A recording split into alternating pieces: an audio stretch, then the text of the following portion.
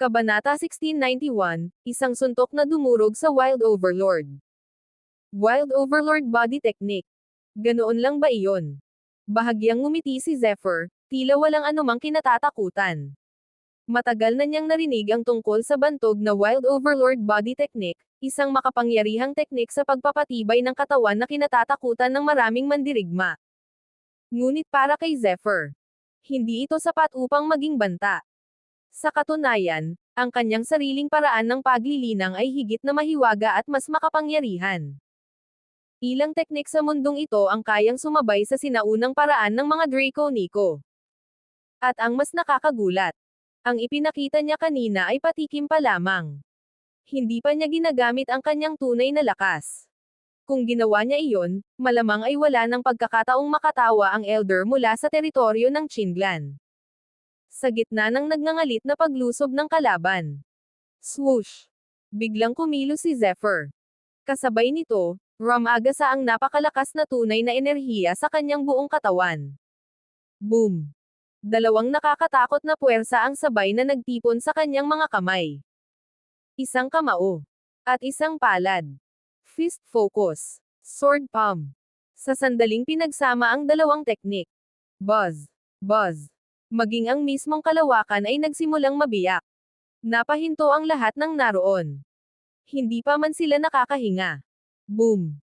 Diretsyong winasak ng pag-atake ni Zephyr ang dambuhalang palakol ng kalaban na para bang gawa lamang ito sa salamin. Ngunit hindi roon nagtapos ang lahat. Ang natitirang lakas ng kanyang atake ay rumagasa ng walang anumang hamarang. At tumama mismo sa katawan ng Elder. Ang ipinagmamalaki nitong Wild Overlord Body Technique, na sinasabing halos hindi mabutas ng kahit anong sandata, ay tila naging manipis na papel lamang. Bang!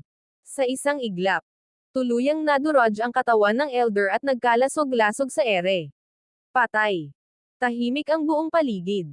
Lahat ay natulala. Dalawang galaw lamang.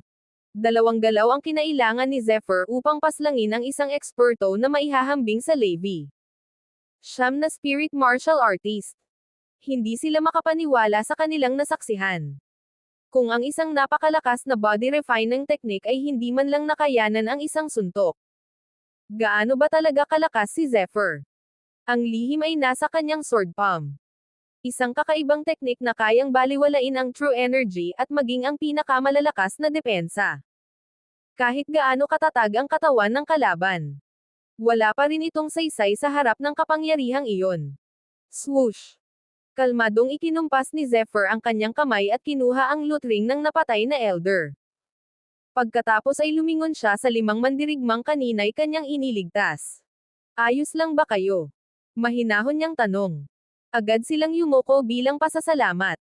Maraming salamat sa pagliligtas sa amin. Ngumiti lamang si Zephyr. Walang anuman.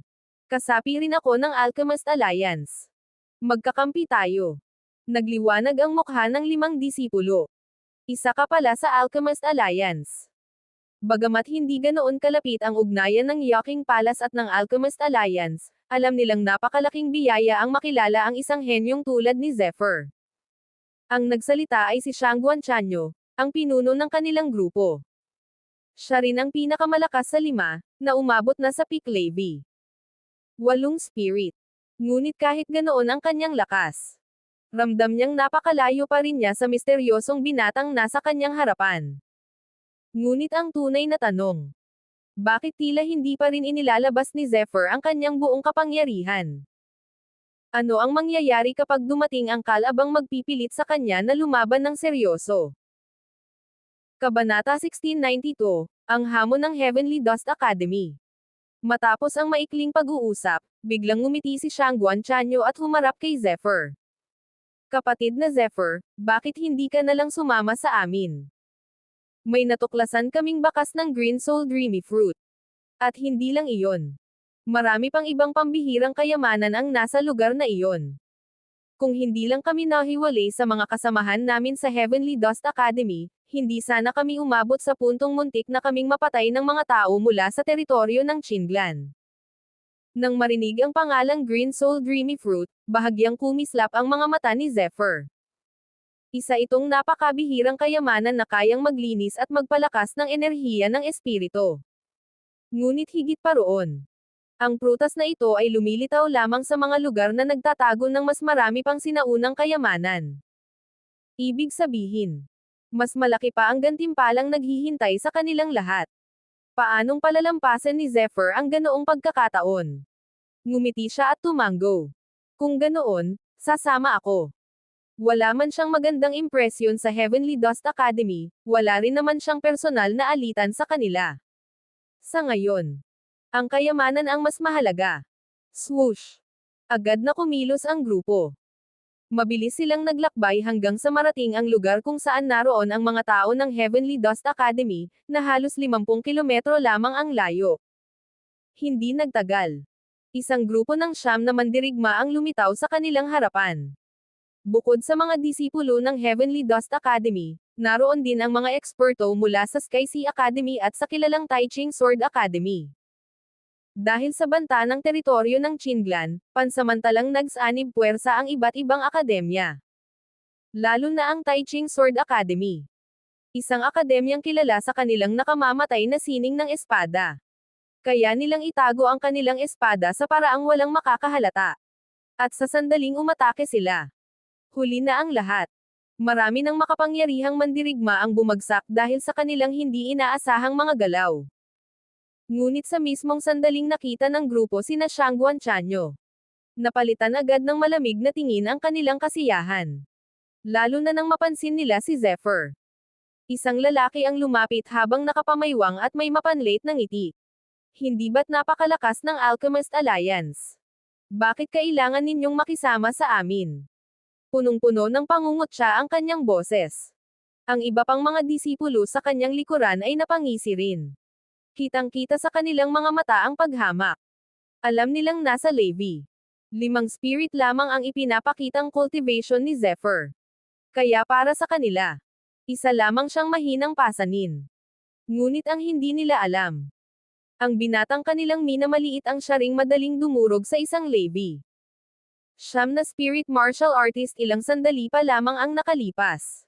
Tahimik lang si Zephyr. Nakilala niya ang lalaking nagsasalita. Noon pa man.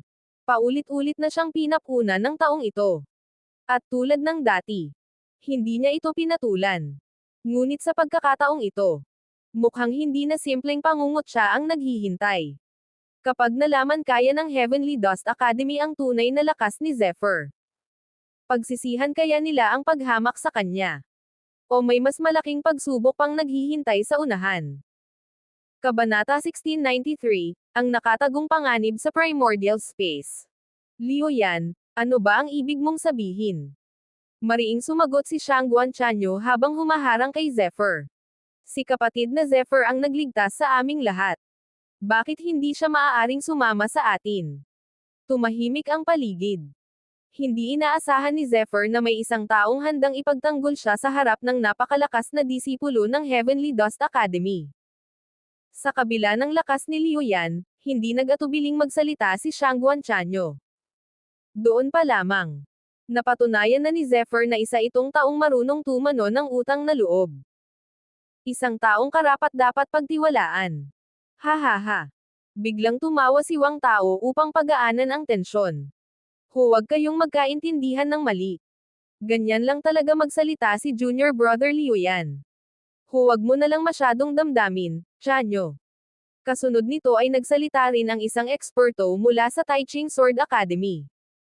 Matangkad ang lalaki, payat, at tila napapalibutan ng matalas na aura ng espada. Sa unang tingin pa lamang, ramdam na ang kanyang pambihirang lakas. Isa siyang tunay na maestro ng espada. Napasanggal na lamang si Liu Yan. Humph. Bagamat hindi niya gusto si Zephyr, alam niyang hindi tamang gawing kaaway ang lahat ng akademya ng sabay-sabay. Kaya pinili niyang manahimik. Lumapit naman ang maestro ng Tai Ching Sword Academy at magalang na yumuko. Ako si Li Bufan mula sa Tai Ching Sword Academy. Ikinagagalak kitang makilala. Isa-isang nagpakilala rin ang iba pang mga disipulo. Maliban lamang sa mga miyembro ng Heavenly Dust Academy. Iginagalang nila si Zephyr hindi lamang dahil sa kanyang lakas, kundi dahil isa siyang miyembro ng Alchemist Alliance. Sa mundo ng mga mandirigma, ang pagkakaroon ng isang kaibigang alchemist ay katumbas ng pagkakaroon ng dagdag na buhay. Dahil ang mahahalagang elixir na ginagamit ng halos lahat ng malalakas na puwersa ay nagmumula sa Alchemist Alliance.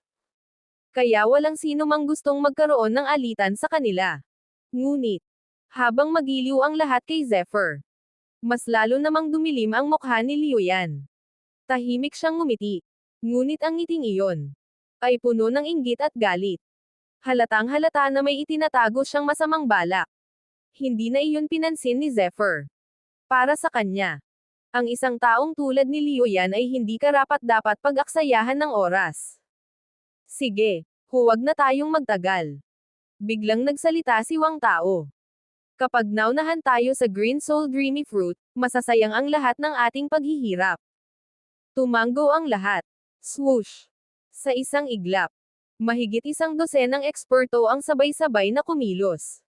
Parang mga sinag ng liwanag na mabilis na sumuong sa kailaliman ng primordial space. Ngunit sa pagkakataong ito, mas naging maingat ang bawat isa. Alam nilang ang paglitaw ng Green Soul Dreamy Fruit ay tiyak na makaaakit ng iba pang makapangyarihang grupo. At kapag nagkamali sila, hindi lamang ang kayamanan ang mawawala, pati ang kanilang mga buhay. Habang mabilis silang naglalakbay, marahang lumapit si Shangguan Chanyo kay Zephyr. Kapatid na Zephyr, mag-ingat ka. Sapagkat ang lugar na ito ay hindi pa ang tunay na sentro ng primordial space. Ang mga panganib na nakikita natin ngayon ay simula pa lamang. Natahimik si Zephyr. Unti-unti niyang naramdaman na may mas mabigat at mas nakakatakot na presensyang naghihintay sa kailaliman ng primordial space. Ngunit ano ang lihim na nagtatago sa pinakasentro ng primordial space? At bakit tila pati ang mga pinakamalalakas na henyo ay nag-iingat na pumasok doon? Kabanata 1694, ang mata na nakakakita ng lahat. Oo. Mag-iingat ako. Bahagyang tumango si Zephyr habang ipinapakita ang kanyang kapanatagan. Hindi nagtagal. Matapos ang ilang sandaling mabilis na paglalakbay, narating ng grupo ang isang napakatagong lugar. Isa itong matarik at tahimik na bundok na nababalot ng malamig at nakapanghihilakbot na aura. Sa paanan nito, may isang napakalaking hukay. At sa loob ng hukay na iyon ay tumutubo ang ilang kakaibang prutas na naglalabas ng matangkad na berdeng liwanag. Ang mga ito ang hinahanap nila. Green Soul Dreamy Fruit. Kasing laki lamang ng kamao ang bawat isa. Sa unang tingin ay wala itong anumang espesyal na anyo. Ngunit nang pagmasdan ni Zephyr ng mabuti, napansin niyang ang mga guhit sa balat ng bawat prutas ay mistulang mga bungo. Isang nakapangangilabot na tanawin. Ngunit higit pa roon ang ikinagulat niya. Ayon sa kanyang kaalaman, ang Green Soul Dreamy Fruit ay dapat tumutubo sa isang lugar na sagana sa espiritual na enerhiya. Subalit ang lugar na ito ay kabaligtaran. Malamig, mabigat, at tila nababalot ng kamatayan. Parang may isang lihim na nagkukubli sa ilalim ng katahimikan nito. Napansin din iyon ng iba. Mukhang hindi kasing payapa ng inaakala natin ang lugar na ito. Seryosong sambit ni Li Bufan habang lumilingon kay Shangguan Chanyo. Chanyo, ikaw na ang bahala. Maging si Liu Yan, na kanina pa mapang mata, ay tahimik ding tumingin kay Shangguan Chanyo. Napakunot ang noo ni Zephyr. Mukhang napakahalaga talaga ng papel ng lalaking ito. Marahil, ito rin ang dahilan kung bakit maging ang mapagmataas na si Liu Yan ay hindi magawang kontrahin siya. Ngumiti lamang si Shangguan Chanyo. Huwag kayong mag-alala.